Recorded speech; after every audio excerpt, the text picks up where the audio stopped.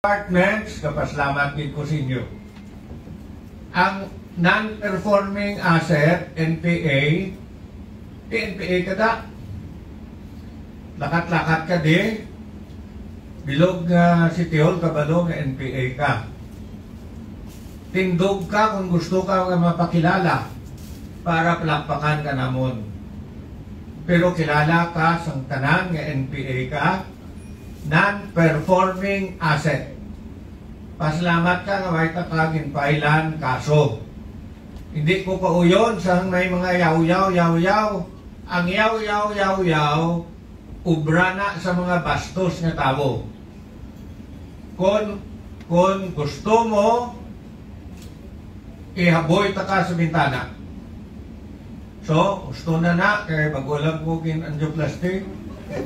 Kasi iliwaton ko angioplasty. Pulat naman ka mo next year. Kaya dugakan ka na. Palakpakan na rin ang bago nga department. Department